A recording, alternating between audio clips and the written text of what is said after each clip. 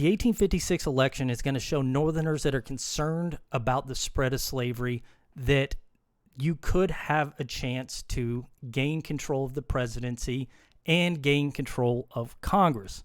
Republicans had won a number of seats in the House, and they're winning a number of seats in the Senate as well. And this is going to tell Northerners that if things continue as they are, Republicans will control Congress and control the presidency, and then you can stop the spread of slavery using political means. So you can stop this if this Republican Party keeps going strength. Again, not all Northerners are on board with the Republican Party. A lot of Northerners still concerned about immigration. A lot of Northerners look at the Republicans as rabble-rousers. You know, some look at the abolitionist wing of the Republican Party and say, those guys are going too far. But most Northerners agree that slavery, the spread of slavery, needs to be stopped. Well, Southerners are going to look at how John C. Fremont had almost won the 1856 election, and this is going to confirm this idea that Northerners want to stop slavery. Now, they're going to look beyond what, the Republicans are actually saying, where they just don't want to spread slavery, and they're going to look at this abolitionist wing of the Republican Party and say Republicans are lying about stopping the spread of slavery. They actually want to end slavery, free blacks, give them equal rights. Just look at what those radicals are saying, like Charles Sumner. The guys like Lincoln that are just talking about stop the spread of slavery, they're lying. They're actually radical abolitionists. And Southerners become convinced that if things keep going as they're going, that very soon these Republicans are going to get power and they're going to take away their slaves. And again, their version of the American dream will be gone. All right, so 1856, things start to get a little tense. It's going to get so tense that we're going to see some Southerners become convinced of these ideas that the only way we can fight back is to increase the size of the United States. If this Republicans are going to stop the spread of slavery, and it looks like they're doing it here, and, Kansas, sure that we got a territorial government there, but who knows how long that's going to last. But there's no slavery here. Doesn't look like there's going to be slavery out here. Then the only way we can regain control of the Senate or get an equal number of representatives in the Senate is to expand the U.S. to the south. You're actually going to see a number of filibustering expeditions to Mexico where these private armies try to go in here, take over Sonora. Some people will go in here, try to take over Cuba, these Southerners, with the idea of, we go over here, we take control of the government, we ask for statehood in the United States. Cuba enters in as whatever it would be, the 34th, 35th state, something like that, and that's 2 more senators. You have some Americans go down in 1858, as a matter of fact. Americans go down, take over Nicaragua for a brief amount of time with the idea of maybe creating a state out of that. Now, all these filibustering expeditions are going to end in failure, but the idea that Southerners are sort of so desperate to get back in control of the Senate that they would engage in private filibustering. Again, just a bunch of dudes getting together and trying to take territory and then get the U.S. to annex them. It sort of shows that this fear that's starting to permeate in the South. So this is going to be one thing we start seeing 1856, 57, 58. Well, Southerners, they have this fear and they start taking these filibustering expeditions. Well, something's going to happen in 1857 that will almost make Southerners convinced that we don't have to do anything. Maybe the federal government is out for our best interest, and maybe we don't have to take these extreme measures to get equal representation. And this is going to happen. The thing that's going to happen is going to be a Supreme Court case regarding this man right here. This guy's name is Dred Scott. So Dred Scott had been a slave. He belonged to this former master that was a member of the United States military. And as a member of the military, Dred Scott, his master, had brought him through all these different territories, and he brought him to posts in the North. And he brought him to posts in the North where state governments had said that slavery was illegal. So places like Illinois, Indiana had basically said, slavery is illegal in our state. You cannot hold slaves in our state. Well, Dred Scott, when his master was bringing him to these states, he didn't have the knowledge to, understand what was going on. And basically, he knew he was in a free state, but he didn't have, the intricacies of the law were sort of beyond him at that point. But what's going to happen is his master is going to die, and he's going to get this third party that's going to come in. It's kind of complicated, but basically this third party is going to take Dred Scott's case and argue that because during his time as a slave, he had been brought to areas where slavery was illegal, that the second that he crossed into these various territories and states where it was illegal to have slavery, he became free. Okay, so Kentucky state government says slavery's allowed. Illinois says it's illegal. The second he comes over here, he becomes free, and he can no longer be re-enslaved upon returning to Kentucky. So 1857, Dred Scott is going to sue I believe it's the case is against his master's family. I believe that's how the case is set up, to argue that he is free based on having been brought into free territories. Well, the case will end up making its way to the United States Supreme Court, where, as we all know, the Supreme Court's there to decide on matters of constitutionality. Now, the Supreme Court is going to hear Dred Scott's case. Supreme Court at the time happens to be a number of slave-owning Southerners that serve on the court. Now, hypothetically, that shouldn't matter because the Supreme Court, you're not supposed to think about morality. You're not supposed to think about what you think is right and wrong. You're supposed to look at the Constitution and say, is, per the Constitution, which side is more correct? But that's not what's going to happen. The Supreme Court, Justice of the Supreme Court is a guy named Roger B. Taney. He's going to look at this case, and he's going to rule that Dred Scott is not free because these laws against slavery in the North are illegal.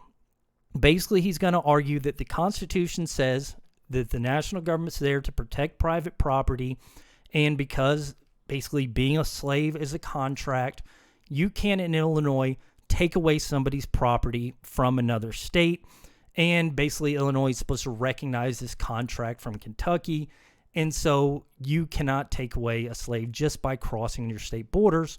And as a matter of fact, this Illinois law, Indiana law, Ohio law, Pennsylvania, all these northern laws against slavery, they're illegal because they would be denying the people of the South to their private property. So it would be a government taking away the private property of somebody else.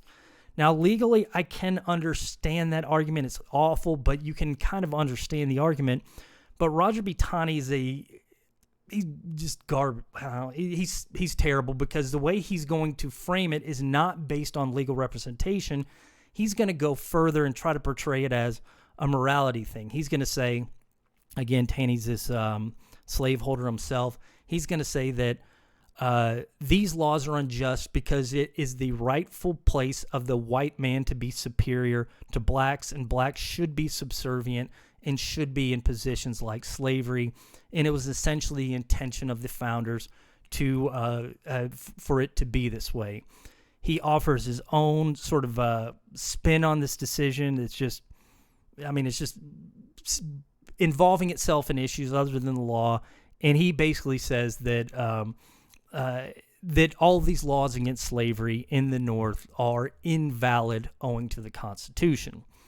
So 1857, Northerners are already concerned about Southerners wanting to spread slavery to the territories. This potentially opens up the North to slaves now being able to be brought into these areas because, again, per the Constitution, per the Supreme Court ruling, these laws are invalid. So if you think Northerners were concerned before about the spread of slavery, now they're going to be even more concerned because not only are you threatening their American dream out here, but you're threatening the American dream of free labor, competing only against free labor back home. Northern states are going to start passing these laws to get around this and just start ignoring the Supreme Court decision. Basically, if somebody comes up here with a slave into Indiana, there'll be illegally just start finding ways to get the slave away from their master. They're going to just start kicking people that try to bring slaves to the north, just back to the south, and just blatantly disregarding the Supreme Court ruling. This is going to get Southerners to say, what are you talking about? State governments can't do this. You have to listen to the national government. So forget state rights and national rights are superior. National government's superior to these state governments. You guys have to listen to this national government ruling. I bring this up because, as we're going to see, there's going to be this change in tune shortly thereafter. But northern states are basically going to do their best to ignore the Dred Scott ruling, but it's going to scare them that, hey, this is another thing pushing slavery on us. Well, you have this tense situation. It's going to become even more tense in 1859 when somebody is going to step in and do something very radical to bring the slavery debate to the national consciousness. Here's a political cartoon. So this is the national government forcing the slavery down the throat of free labor advocates. And you got right here, this is, I guess it'd be Southerners trying to take over Central America, Cuba, and this Democratic platform also bleeding Kansas there. And again, they're just forcing Americans to accept slavery.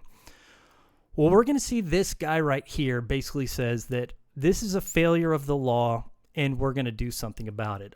This guy, John Brown, this is probably a more clear picture of him, was what you would call an abolitionist. He is going to become a member of the Republican Party because he basically says we should stop the spread of slavery. But he's going to belong to that branch that says we need to take every measure to end slavery where it currently exists. And Brown's going to be one of those abolitionists that advocates going beyond the law to end slavery if necessary. Brown is a preacher. He basically grew up in a very religious household. His father was a preacher, taught him to be brought up on the Bible. John Brown, he's going to get married. He actually gets married twice. Each wife has something like 10 kids apiece. There's two poor women. The first dies, and then he gets another wife, and she has 10 kids. Basically has 20 kids, something like that, throughout his life. But he's going to be ardent, sort of religious, pushing religion on his children, pushing his interpretation of the Bible. And his interpretation of the Bible is going to be very different than the ones that Southerners are pushing on their slaves, Southerners are reading at their churches. Because the way John Brown reads the Bible is he believes that God thinks that slavery is a sin. He thinks that God abhors slavery, and he believes that it's man's responsibility to push God's will. So if God thinks slavery is wrong and you ignore slavery, then you're going against God. So what John Brown is going to do is he's going to do whatever he can to end slavery. Now, this is going to start out by doing smaller things, like he's going to help slaves after the Fugitive Slave Act. He'll help slaves escaping the South make their way up to Canada. He's going to buy land, give it to escaped slaves where they can be away from slave catchers. He starts this small farm for former slaves in, I believe it's New York. And he's going to start making, prominent speeches at these abolitionist meetings, talking to guys like William Lloyd Garrison, Frederick Douglass, and things like that. But this is where Brown is going to differ from Frederick Douglass, William Lloyd Garrison. William Lloyd Garrison, Frederick Douglass, both also Christians, both also believe that the Bible says slavery is wrong. But those guys believe that, we need to handle this politically. Brown is going to say, no, we need to handle this through violence if necessary. So William Lloyd Garrison, Frederick Douglass were pacifists. Brown is not. He says that if it's okay with God, which it is, he can do whatever it takes to get rid of slavery. And during Bleeding Kansas, John Brown, he actually travels out to Kansas, and he's going to start freeing slaves, the handful of slaveholders in Kansas. He's going to start going to their farms at night, freeing their slaves, finding them passage to Canada. He's going to go even beyond that. At one point, he gets so mad at the slaveholders in Kansas, He's going to start going around from the door to door at various slaveholding homes. So imagine John Brown, he's going to go with his sons, I think 10 sons, something like that, and they're going to start showing up on these farm doors, Kansas, sparsely populated, so half a mile between houses, and he's going to say, knock at the door, the woman in the house answers, and he's going to say, ma'am, is your husband here? And he's going to say, yeah, sure. And the last thing the woman's going to see is her husband, John Brown, and his sons taking him off, putting him in a cart. Next house, John Brown, man, is your husband here? Taking him off in a cart. And John Brown is going to get all these different slaveholders, and he's going to take a broadsword, and he's going to basically say, you're committing crimes against God, and he's going to chop them to pieces. So God abhors slavery so much, it's okay to violate, one of his commandments, murder, because slavery is just that bad. So again, we need to go beyond the law. The law is failing these slaves and failing God by not ending slavery now. Well, with this in mind, John Brown is going to come up with an idea, and this is sort of this picture of him at the time. I believe this right here is during Bleeding Kansas. He becomes a wanted fugitive as a result of that, so he's going to have to grow this beard. He's still going to be making speeches at prominent abolitionist meetings, but then he'll have to go off shortly thereafter because he's wanted for murder throughout the United States. So John Brown thinks, okay, the law is not doing enough, and it looks like, we had this Dred Scott decision. Slaveholders are going to continue to expand their influence unless I do something. So what John Brown's going to decide to do is start a slave insurrection. So what he wants to do is go south, arm slaves, and then have them start using their weapons, which he's going to capture. This the first part of his plan is going to involve capturing all these guns at this place, Harpers Ferry. It's basically a federal arsenal, so whenever there's an attack on the U.S. soil, maybe somebody's attacking Washington, D.C., the Army goes over here, they grab guns, militia units or meet up at Harpers Ferry, then they can march on the invaders. We've talked about these arsenals before. It's just a place where they store weapons in case of invasion or whatever. It's just a bunch of guns. Well, John Brown wants to grab these guns at Harpers Ferry, bring them south, and start essentially a guerrilla war where they start going to different plantations, freeing slaves, arming them, and then getting them to fight their masters.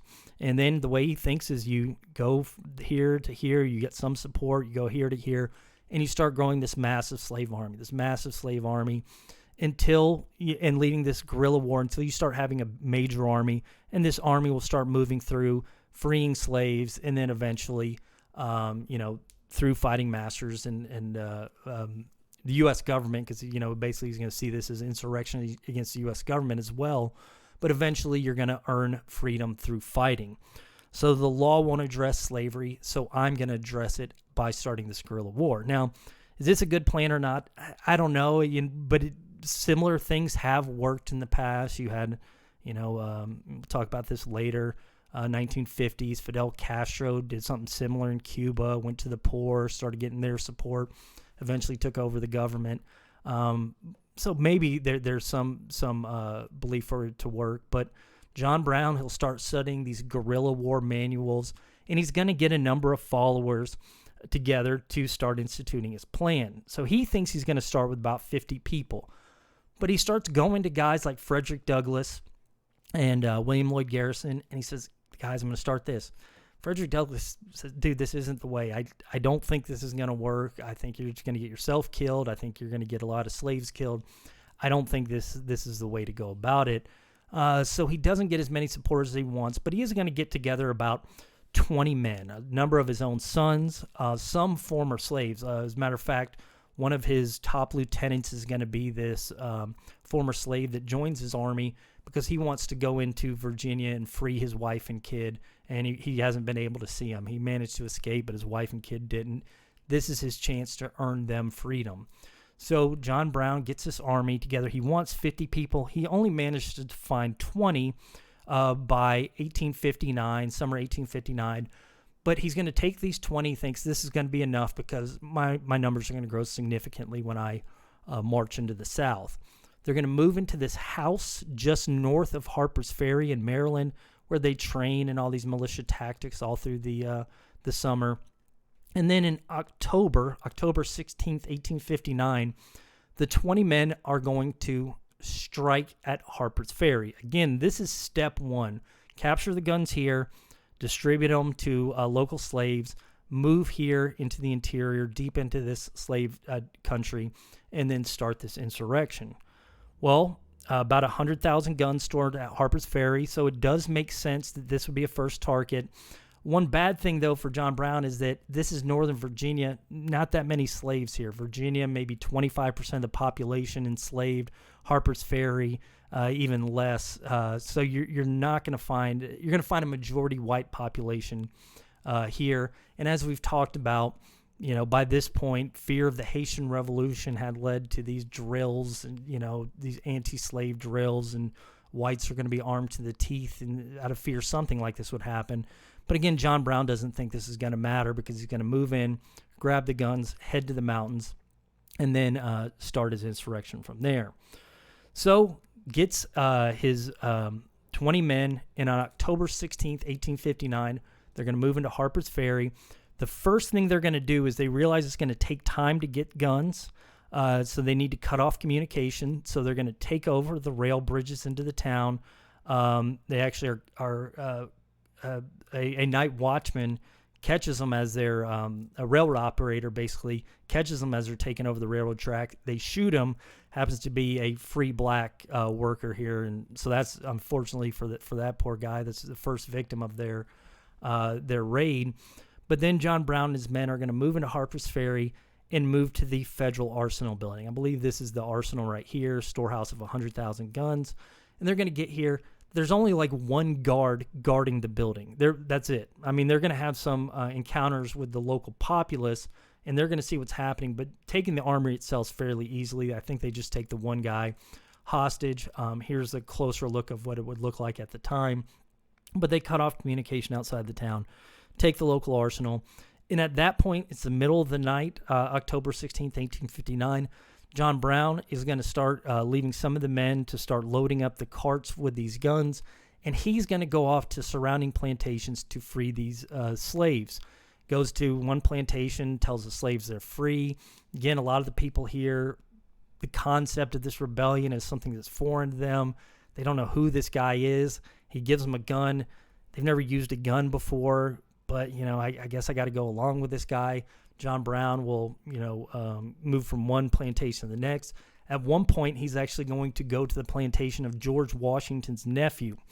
Washington never had kids of his own, but a lot of his stuff will be deeded to his nephew. John Brown learns that upon going to free the slaves of this plantation, goes into Washington's nephew's house, finds Washington's belt and sword, and he puts it around himself like he's going to lead the next American Revolution. And he goes to these various slave plantations, gets these slaves, adds them to his army, and he returns back to Harpers Ferry. Well, unfortunately for John Brown, he's going to be trying to send word out. So he frees some slaves. He tells others, go tell neighboring plantations to come here, join me at the arsenal. Again, you're living in an area where the slave population is low. So some of the slaves will do that, but a lot do it, and they find people like, I don't know who this guy is. Some people aren't going to come to him, but you are going to get the white population alerted to John Brown. So what you're going to see is throughout. So the attack starts night of October 16th. It's going to continue into the morning of October 16th, if that makes sense. So after midnight, October 16th, by the morning, you're going to have John Brown having secured the arsenal. Gotten a number of slaves, not a number, a couple slaves to join his army, sent word out. But you start seeing these plantation owners send out word, and people that have from the town have escaped the town, and word's gone out, somebody's starting a slave insurrection. This is going to get every white slaveholder, non-slaveholder, everybody fearing a slave insurrection, starting to perform these drills in case of slave insurrection, start to take up positions in the surrounding countryside. They're going to start moving in on the town to the point where John Brown and his guys they're not going to be able to escape the town because these locals will start taking pot shots at he and his men. A number of John Brown's men will be killed. John Brown is going to be forced to fall back into the arsenal, take sort of a position in the arsenal with the guns. I guess this would be the locals. This would be some of John Brown's men killed. And then John Brown and his guys, we're going to get shot if we stay out here. So they fall back into the arsenal where they're locked up with the guns and, the survivors. Again, a lot of slaves in there. Don't know what the heck's going on. John Brown's telling them to fight. I don't know how to fight. John Brown's sitting there trying to shoot people out the window. If anybody pokes their head out, though, they're getting shot at. And what we're going to see for the next day or so is John Brown locked up in this federal arsenal. Well, it's at this point that the U.S. Army is going to get involved. So you have this guy trapped, started this slave insurrection. Locals have him surrounded, but they can't break into it. Well, the United States, about 2 days later, is going to send in this guy, Robert E. Lee. He is a general commander of this nearby U.S. Army outpost. He's going to go to the arsenal. He tries to send men in to negotiate with John Brown, basically saying, give up. You're in rebellion against the United States government.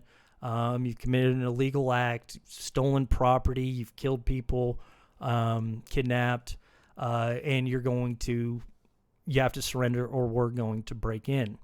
John Brown, I refuse to negotiate with somebody that for a government I believe is illegitimate, doesn't follow the will of God, refuses to surrender to Lee.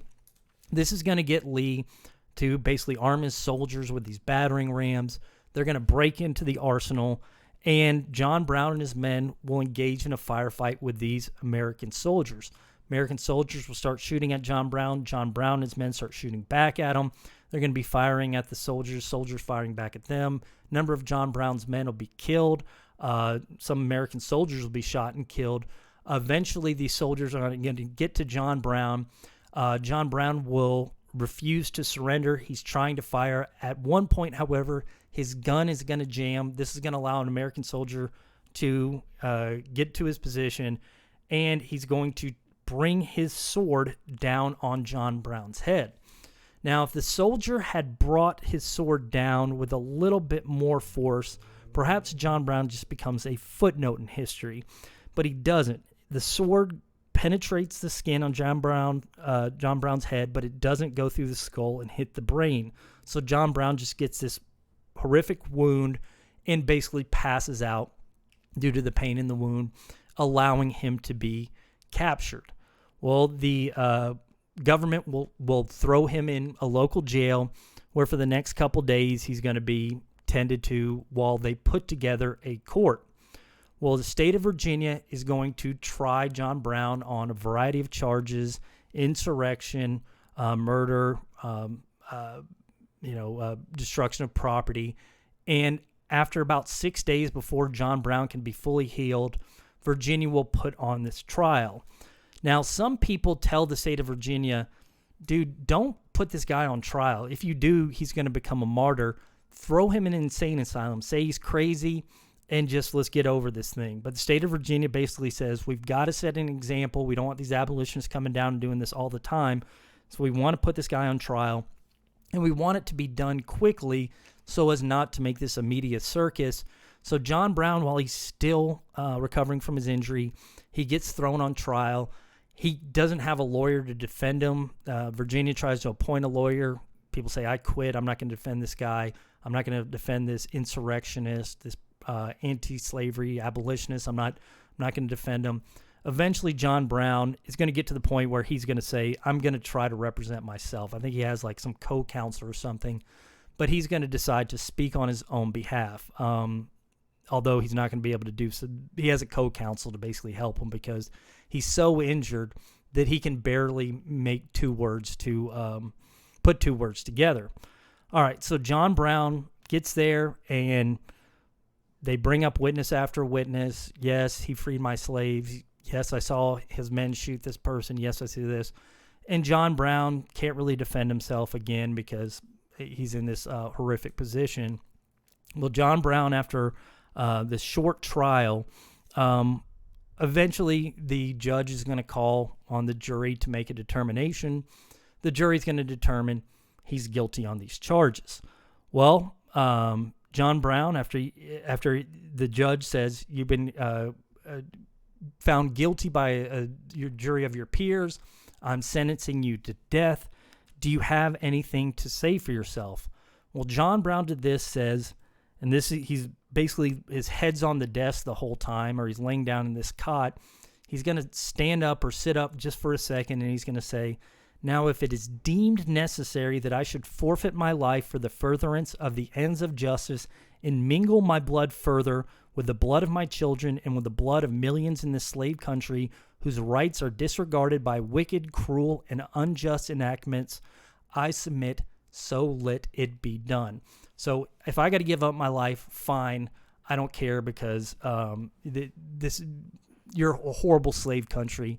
So it doesn't matter. I'm going to be mingling the blood with slaves who had suffered for a lot longer than I'm going to suffer.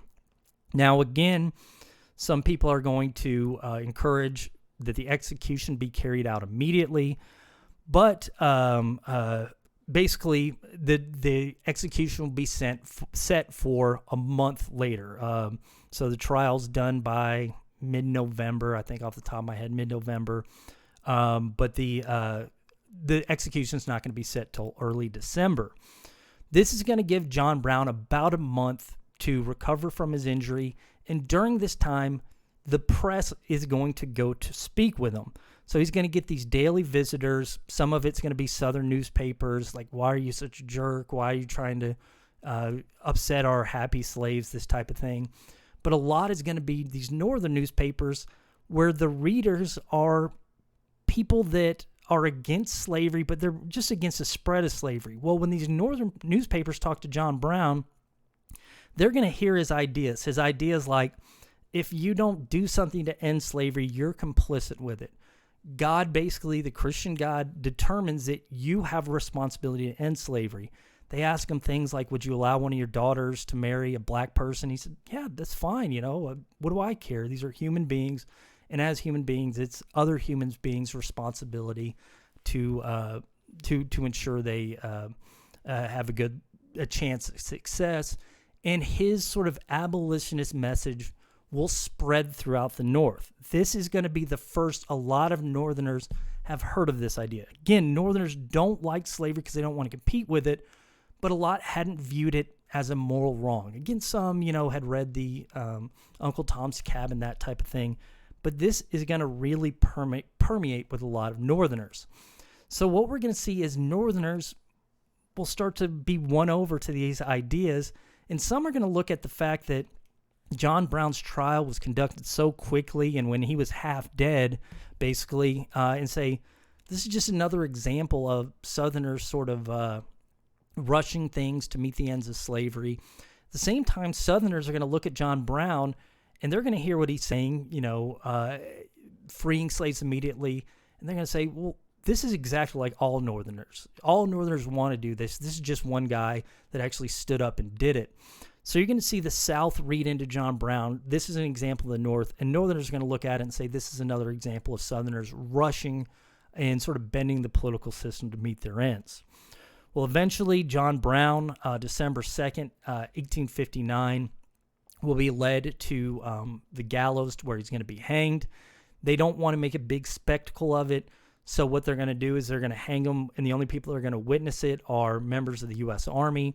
Well, I should say members of the U.S. Army plus one individual. So here's John Brown being led out of the jail to go to his hanging. When he reaches the gallows, it's basically the U.S. Army's watching him. One individual that's watching him is wearing a U.S. Army uniform, but he's not a member of the U.S. Army. This person is going to be a guy named John Wilkes Booth. John Wilkes Booth had convinced an Army buddy of his to get him his uniform, and he looks at John Brown being hanged. And to John Wilkes Booth, John Brown's exactly what Northerners want. This is somebody who's looking for equality for blacks and to slavery. But he also looks at John Brown and says, this guy got people stirred up. This is one man who took an action, and it's going to have long-held repercussions. And as we're going to talk about, it will have long-held repercussions. A lot of people go on to portray John Brown as this guy who was Samson. If in the Bible, Samson is captured by these Philistines. He goes into the Philistine temple. Before this, Samson had been somebody that had been fighting the Philistines, a man of great strength. But then when he's captured, the Philistines put him in this temple, poke his eyes out, and he's going to be treated as sort of this object of curiosity. They're going to make fun of him, just torture him.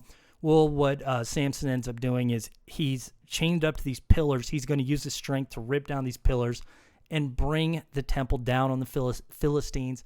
Some people are going to view John Brown like that because, in a way, he is going to bring the slavery debate to the table yet again, and he's going to get a lot more Northerners concerned about than they had before, and he's going to get a lot more Southerners scared of what these anti-slavery Northerners are really about. Even still, even after John Brown, most Northerners are going to be like Abraham Lincoln, and most members of the Republican Party are going to be like this guy, Abraham Lincoln. And I just talked about this, but I need to mention this again. Abraham Lincoln is a member of the Republican Party who's going to run for a series of offices in the late 1850s on the idea of stopping the spread of slavery. 1858, he had actually sought to become senator of Illinois. So senators were still chosen by state legislatures, but you could run for senator by trying to get your political party to win a majority of House offices or state offices, and then they would appoint you. So what Lincoln would do in 1858 is go around running as a Republican, encouraging people to vote for Republicans for the state of Illinois' legislature. Well, Lincoln would go around and he would say, Southerners are trying to spread slavery. He'd point to Dred Scott and say, look at this. This is these Southerners saying you can't pass laws against slavery. But the thing is, Lincoln is not going to be advocating for ending slavery in the South. Very few Republicans will. As a matter of fact, what Lincoln is going to be saying during 1858 when he's pushing for these Republicans to be elected to these various state of Illinois seats, is he's going to say blacks are inferior to whites and they should not be allowed to hold office. And I'm not going to do anything about slavery where it currently exists. Now, some people use this to argue that Abraham Lincoln was racist. And I think before the Civil War, you could definitely make that argument. Other people are going to say this is necessary for him to get office. In 1858, if you're an abolitionist, it doesn't matter where you are, even in Massachusetts, where tend to be more abolitionists than everywhere else, you're not going to get elected because the majority of Americans at that time think that abolitionists are radicals. They don't like the idea of ending slavery, and most Americans at the time think blacks are not equal to whites. So if Abraham Lincoln, even if he weren't racist, had gone around saying, I'm going to end slavery, give equal rights to blacks, he wouldn't get voted into office.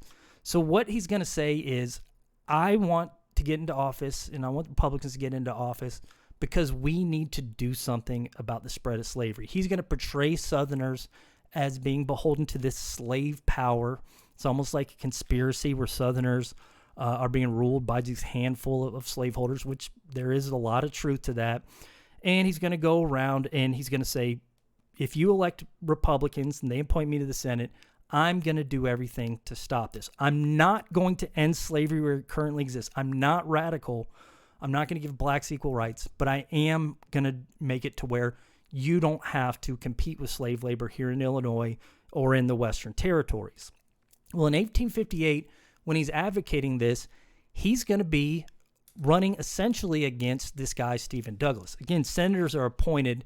So Stephen Douglas, he's a Democrat. He wants the people to elect Democratic officials for the Illinois legislature. So he and Lincoln are going to start going around and advocating their various ideas. Lincoln and Douglas will meet up for a series of debates, and at these various debates, they're going to make their ideas known, okay? So Lincoln's going to say national government needs to step in and pass amendments, pass laws, do something saying that slavery can't go into the territories, do something to reverse the Dred Scott decision. The national government needs to take action. Stephen Douglas, he's not a slaveholder, but he is in the Democratic Party with its base in the South. He's going to say at these various debates, that's going too far. You're giving the national government too much power. We need to let slavery be decided by popular sovereignty. So just do what we did with Kansas and Nebraska. Forget about the bloodshed that happened. And if people want slavery in an area, they can vote for it. If they don't, they're going to vote against it. Again, Stephen Douglas thinks majority of time people are going to vote against it. Well, Lincoln is going to say at these various debates, wait a minute, you're calling on popular sovereignty. Dred Scott says it doesn't matter what the people say. It just says that if these slavery laws that people create and vote on, they're unconstitutional. So popular sovereignty doesn't work, Stephen Douglas. There needs to be major changes in the government. The national government needs to enforce this anti-slavery. He catches Stephen Douglas in this sort of trap because popular sovereignty isn't effective owing to Dred Scott. Well, Stephen Douglas, he's going to stumble, try to defend himself. But Lincoln, again, there's some debate here. Lincoln's not probably the speaker that Stephen Douglas is. So he's going to end up losing. There's not going to get enough Republicans in the state government for Lincoln to be appointed. He actually loses the election. But a lot of people think this guy makes sense. We need to stop the spread of slavery. We need the national government to do it. This popular sovereignty thing isn't very effective.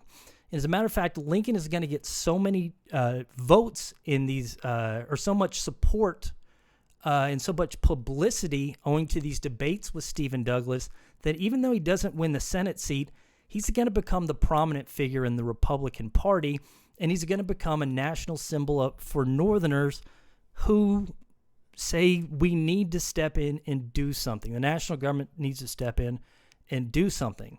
So in 1860, right after John Brown's raid, the new Republican Party is going to meet up, and they're going to have to decide who is going to be our candidate for president. Well, Lincoln failed to get the Senate seat. The only real political experience he had before that was one term in the House of Representatives for Illinois as a member of the Whigs. But beyond that, he's basically a private lawyer.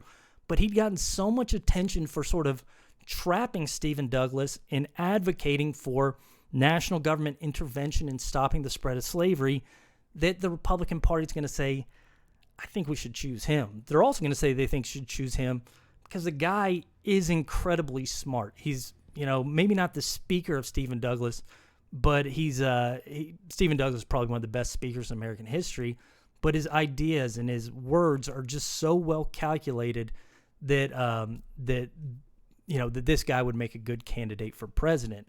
So the Republicans are going to pick Lincoln. He's going to run in 1860 on an anti-slavery platform. Again, I need to repeat this.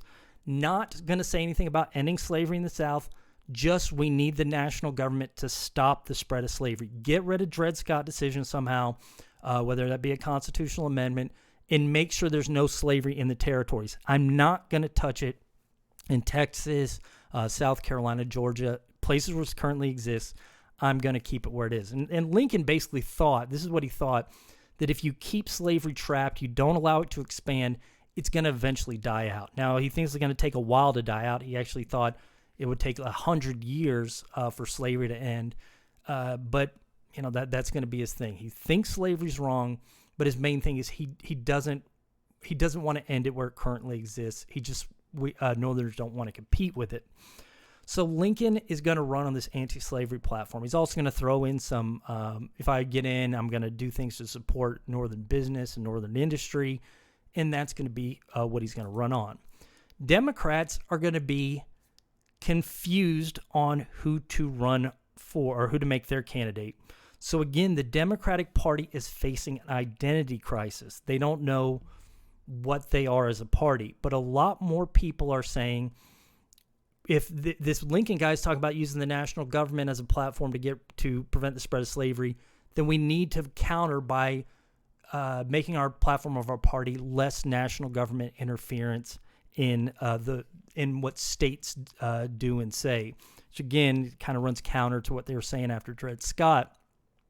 So a lot of people are going to be pushing that. In particular, Southern Democrats are going to be saying we need to run on this small government idea, and we need to run on getting possibly an amendment saying that the national government can never get rid of slavery and can never tell us, where slavery can and can't be. And we need to get a candidate basically giving thumbs up to Dred Scott decision and saying that slavery can spread to the northern states because that's what the Supreme Court ruled. Well, at the Democratic Convention, Stephen Douglas is going to try to be the candidate for the Democrats, but they're going to ask him about this. Will you endorse Dred Scott decision and basically say that slavery can spread wherever? Stephen Douglas is going to say, no, I do like my idea of popular sovereignty. Let the people vote. Well, Southern Democrats are going to say, well, this goes against Dred Scott. You're against us. And so you're going to see the Southern delegates for the Democratic Convention walk up and leave and go nominate someone else to be their Democratic candidate. So in the 1860 election, you're going to have Abraham Lincoln. You're going to have Stephen Douglas. Abraham Lincoln's going to be the Republican candidate. Stephen Douglas will be the Democratic candidate. The other Southern Democrat is going to be this guy named Breckinridge, the guy that the Southern Democrats break away and form. And there's going to be a third guy, this candidate that looks at what's happening here and basically says, you have this Southern guy calling for breaking away. You have this this Southern guy calling for not listening to the national government. You have this Republican talking about stopping the spread of slavery. Basically, I see both these parties as divisive, and you're going to get this fourth party that just forms out of nowhere called the Union Party. They're going to form based on the idea that these guys are radicals. We need to just keep ourselves calm. So the Democratic Party splits, and you see a third party emerge here. What does this do for Lincoln? If his main party is Republicans and the opposing party splits, this is going to essentially hand Lincoln the election. If the Democrats hadn't broken away and had basically supported Stephen Douglas and his popular sovereignty idea, I think the Democrats would have won this thing. So if you look at Southern Democrats plus Northern Democrats, that would be 47%. They would have won the popular vote, and I'm pretty sure they would have won a couple of northern states and won the electoral vote. But they broke apart, and this is going to hand the election to Abraham Lincoln. It's going to hand the election to him without winning a single Southern state. And as a matter of fact, some Southern states don't even put Lincoln on the ballot. Again, as we've talked about, Southern states, they're the ones that hold elections. They determine who can and cannot vote. So a lot of these Southern states just say, I'm not allowing Lincoln on the ballot. And they say this because a lot of them view Lincoln not by what he says stopping the spread of slavery, but they think this guy's fooling everybody and he wants to end slavery where it currently exists.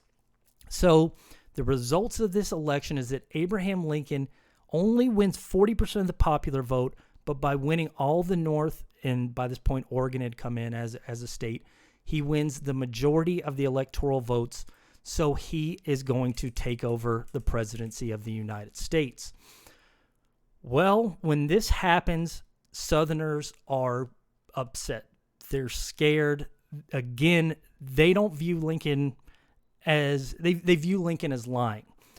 A lot of Southerners say, first of all, there's the offensive, they do find offense to the idea that, you would stop the spread of slavery because it's an attack on slavery. But most Southerners think that that's not what he's out for. He's lying. He wants the end of slavery. And you'll see these pamphlets saying not only does he want the end of slavery, he wants to give equal rights to blacks. So the whole society will be turned upside down once this guy takes over the presidency. So he's elected in November. But he's not set to take over until March of 1861. That's just the way the Constitution is initially set up. Now it's January. There's an amendment for that. But there's basically 5 months from when he's elected to when he takes over. During this 5 months, these various southern states are going to have to decide how are they going to proceed. do we just accept this and sort of cross our fingers that Lincoln can't get anything done, or cross our fingers that he is telling the truth about not ending slavery where it currently exists? And so what you're going to see is most Southerners start to say, I don't trust this guy. And throughout the South, starting in these deep South states, the places that are most tied to this cotton economy, there's going to be what these called these secession conventions, where these state politicians will meet up and say, how should we respond to it, Lincoln's election? Well, these various secession conventions, a lot of them will say we should secede or we shouldn't secede. Most will say we should allow the people to vote. South Carolina is basically going to secede, I believe, without even putting it up to election in December of 1860. And these other southern states see that and they say, well, before following them, we should let the people have a say in this. So there'll be these statewide elections over, whether we're gonna stay in the Union and accept Lincoln's election, or if we're gonna do something about it. Now, when they call these secession conventions, they're gonna call them based on the principles we talked about a long time ago, that this misinterpretation of Jefferson and Madison's idea that states form a compact to create the Union, and so they can leave the Union if they feel their rights are impinged upon. And we'd seen John C. Calhoun expand upon that with South Carolina threatening to secede during the nullification crisis. Well, South Carolina basically does the same thing in 1860, and it says to these other states, you guys should leave. We made a compact to join this thing. You should leave if you want. And then if you do leave, we should form together and form a confederacy to basically form our own government where our rights aren't going to be impeded upon. So these various states hold these elections, and in the majority of the elections, there's going to be an overwhelming vote for secession. It's interesting if you look at these maps. Here in Texas, for example, the states or the counties that vote to stay in the Union, these are the ones that are on the frontier.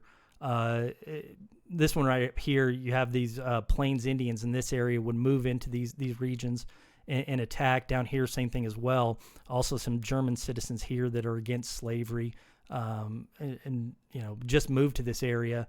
But these areas want protection from Indians. They fear that if you secede, the federal soldiers that are protecting them from Indians are going to go away, which they will. In other areas you're going to see voting against it are these mountain regions of Appalachia. A lot of these are these poor farmers, Scotch Irish, that don't have slaves, and they basically, it's almost like an inferiority complex. They look at the slaveholders and say, well, I don't want to listen to this guy. He's making I'm never going to own slaves. I'm never going to afford them. This guy's just sort of imposing things on me. So you're going to see these Appalachia areas are going to vote against secession. I wish I could talk about a couple more of these things because there's a lot of other interesting places that vote against it. But the majority are going to vote for secession. And what you're going to see by February 1861, you have these deep South states have decided we're going to leave the Union. Now, these upper South states where slavery is less important, they've yet to decide by the time Lincoln takes office. They're basically waiting to see, is this guy telling the truth about whether or not he's going to take away their slaves?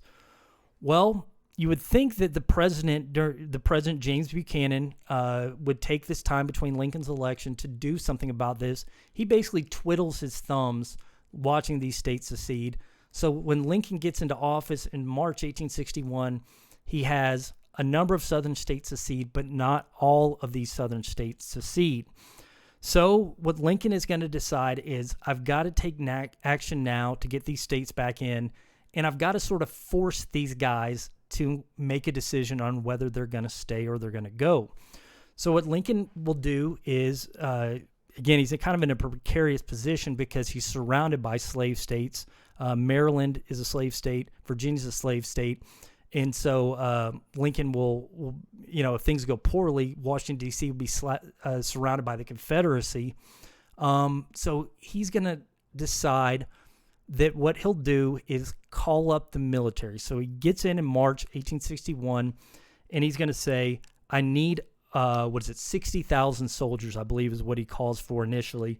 And he's going to tell the states, you have to start sending these soldiers, because we're increasing the size of the U.S. Army, to go deal with these southern states, these states in rebellion. Well, he's basically forcing the states to take one side or another. You can't just be wishy-washy, North Carolina, Virginia, Tennessee, or Arkansas. You've got to choose one side or another. Well, when Lincoln does this, Virginia is going to decide to stand with, and also Arkansas, Tennessee, North Carolina, with those seceding from the Union, and Virginia will end up joining the Confederacy. This is a big deal because Virginia is the only state in the South that really has any industry. It has a big population. If Virginia hadn't joined with the Confederacy, this isn't going to be a very long conflict. Sort of to thank Virginia, the southern states are going to make Virginia the capital of Richmond, Virginia, the capital of the Confederacy, which is kind of weird because it's right beside Washington, D.C. Also kind of interesting with Virginia, half the state part in Appalachia, is going to decide, I don't want to leave the Union. And when Virginia leaves, this West Virginia will break away from Virginia, ask for separate statehood, and the U.S. government will grant it. Whereas these states leave, these states, Missouri, Kentucky, Maryland, Delaware, they still have slavery. They're basically going to say, I want to keep slavery, but I don't agree with leaving the Union. I don't think that it's good to leave the Union if somebody gets elected you don't like, so I'm going to stay in. So Lincoln calls these 60,000 troops and is going to call for this increase in the Army, and we'll see these states join until 11 states have left the Union to form this Confederacy. Interesting story with Indian Territory that we can't get into, but some tribes, I believe like the Cherokees, join with the Confederates. Some tribes in Indian Territory will join with the Union. It's like almost a mini civil war there. But you have these states now having left. Now, Lincoln, what is he going to do about it? Hypothetically, he could just let the states go. Why not just let them have their own country? You have these disagreements with them. Who cares? Let them go. We don't, a lot of Northerners, we don't like them anyway. Well, Lincoln, he doesn't want to be the president that split up the Union. He also doesn't want his political party to just go away. If you're the president that split up the Union, nobody's going to vote Republican again. He also looks at this map and says, we kind of depend on the South economically. We use a lot of their products for textiles up here in the North. A lot of our rivers flow through the South, so the markets of Indiana, Illinois, Iowa, they're not going to be able to get their products to market as easily. So there's this economic concern. And then there's just this sort of morality that Lincoln's operating on. Is it right to just let people leave if they disagree with something? They're not following the rules here. I got elected through a legal election. They can't just choose not to listen to this election. So Lincoln's going to determine that he has to keep the Union together. So he wants to keep the Union together, but he doesn't want to be the one to start this war. So what he's going to do is he's going to decide to essentially let the South start the war for him. What he's going to do is there's this federal fort right outside of Charleston Harbor, this Fort Sumter. The federal officers in there, just a bunch of U.S. Army soldiers, they're starting to run out of supplies. It's in this harbor. I believe this is Charleston right in there. Or Fort Sumter, I believe it's right in there. But he's going to just have these guys that are in this harbor. What happened with all the other federal forts is basically the southern state governments went to the fort, like all these forts here on the Texas frontier. They said, you guys go home. So you had all these American soldiers walking back home, get out of here. But this one happens to be in a harbor, and it's an island, so the federal soldiers are still there. And if you Southerners can't force them to leave unless they physically force them to leave. So what Lincoln's going to do is he's going to say, I'm going to resupply Fort Sumter, and he's going to make it known that that's what he's going to do. So basically, the South, this new Confederacy, has a choice. They can let Lincoln resupply Fort Sumter. If they do, they're recognizing federal control of this area that's basically in this harbor here in the middle of the Confederacy. But if they allow it to be resupplied. Or they can take the fort. But in order to do that, they've got to fire on the fort. Well, that is what the South is going to do on April 12th, 1861. South Carolina is going to have its militias, this new militias formed for the Confederacy. They're going to fire on Fort Sumter. They're going to take it, essentially saying these opening shots in the war. Now, Lincoln can then turn around and say to these states that are sort of on the fence here, guys, I'm not the one who fired the first shot. They are. So this is going to be one of the factors that's going to convince these states up here to stay in the Union. All right, so we now have this Confederacy formed. We now have North versus South. The United States is now at war with itself. Well, this is going to bring up this sort of debate we still have today over the causes of the Civil War. When I grew up, I was taught, what caused the Civil War? I went to school in Georgia, Texas, North Carolina. Most of the places I learned that it was this states' rights that caused the Civil War. The South felt their states' rights were being impeded upon, and so they went to war with the North. You still hear that a lot of different places. That is true to an extent, but you need to know that the states' right they're talking about is the states' right to keep slaves, okay? So we talked about, we haven't talked about any other Southern rights that are being impeded upon at this time, except for the fear that slaves are going to be taken away. So the only right that Southerners are concerned is going to be taken away is the right to hold slaves. They think that Lincoln, when he gets in power, he's not only going to stop the spread of slavery, but he's going to eventually come in here and get rid of the right to own slaves within the South. So this states' rights argument, it's technically true, but the state right you're talking about is the right to own slaves. And by the way, it's interesting you see the state right thing argued against because just a couple years before in Dred Scott, the Southerners were arguing again. States that try to have state laws saying that you can't slavery up here are going against the national government who says with Dred Scott that slavery can spread everywhere. So now they're sort of turning around on this position. So it is states' rights, but they're talking about the state right to hold slaves, okay?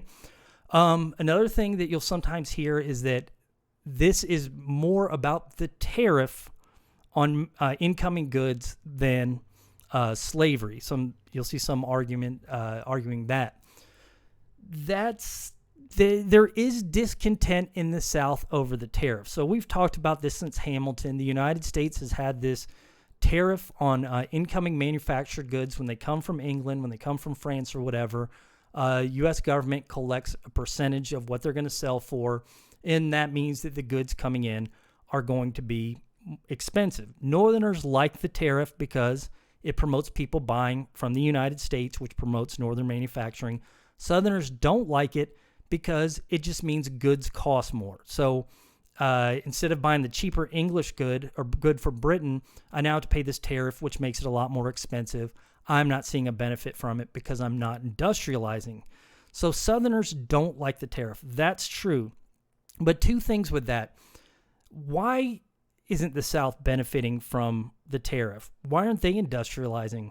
Well, the reason they're not industrializing is because they're making so much money off slavery that there was no economic incentive to industrialize. So while the North is coming up with all these textiles, all this other manufacturing, South said, I don't need to do that. I got slaves and cash crops. So the reason they're hurt by the tariff and the North isn't is because slavery is basically so ingrained in the economy of the South that they hadn't manufactured. So yes, they're upset by the tariff, but they're kind of upset by the tariff because slavery had gotten such a hold of their economy. So that one ties back to slavery as well. So, and also you could point out, South Carolina had threatened to secede in 1832 over the tariff. Nobody had joined them, but they are sure joining them when a Republican gets elected and they think he's going to threaten slavery. So keep that in mind. Why weren't you joining them up when the tariff was an issue in 1832? And also you need to know that in 1861, the tariff's actually way lower than it had been in previous years. So if they were going to secede, it would probably been when the tariff was higher.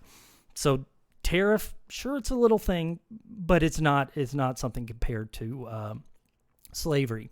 One other thing that people will blame is that this is just an inevitable thing that happens to societies. Whenever you have one society being technologically advanced and one being an industrial and another being agricultural.